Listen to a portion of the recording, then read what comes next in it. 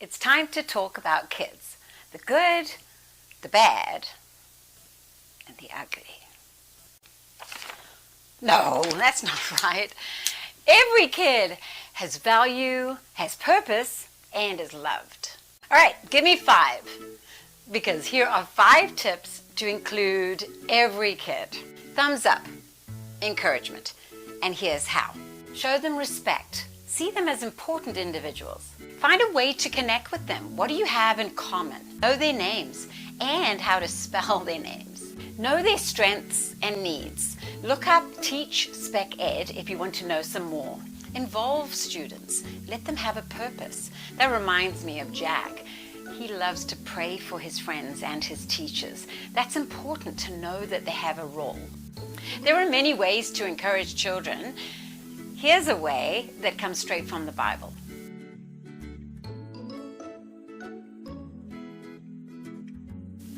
Point a finger, direction and instruction. Direct your children onto the right path, and when they are older, they will not leave it.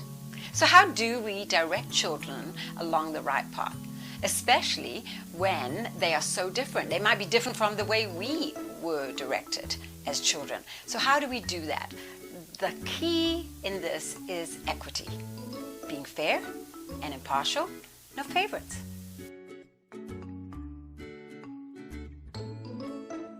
Instructing children also means that we're like a driving instructor, not a police officer.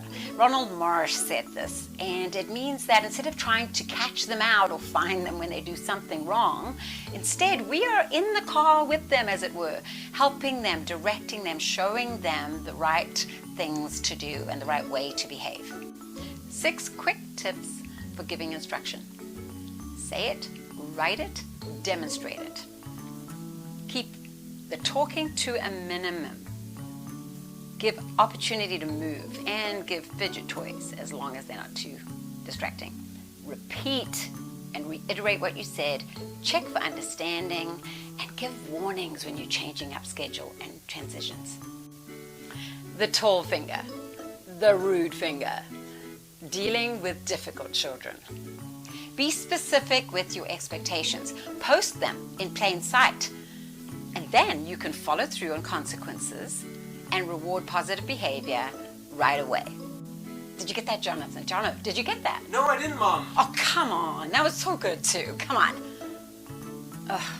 No, don't get involved in back and forth battles. Be prepared and be proactive. That means not just in lesson material, but in knowing your children. And you're going to be reading them. You're going to see if a bad situation is about to happen, and you're going to know why. Why are they acting up? Ring finger, it means family matters. So not only are you including every child, you're including every child in their family and every member of their family. Pray for families. They are under great stress. Support families. This could mean babysitting, providing them with meals, putting in place a network of support. And finally, listen to parents. They know their children's needs. So the pinky, it's the weakest finger. It speaks to me of vulnerability. You're going to encounter many children who don't have a support system, who are in the margins, who are weak in a sense. They need to be supported. But more than that, we too are vulnerable. We cannot do this on our own. We have to rely on the strength that only God can give.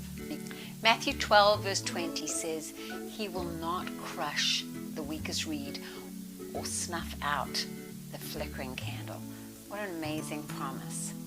Being vulnerable also means that you need to have a support system in place. Have people pray for you and come alongside you and learn from those who know more than you.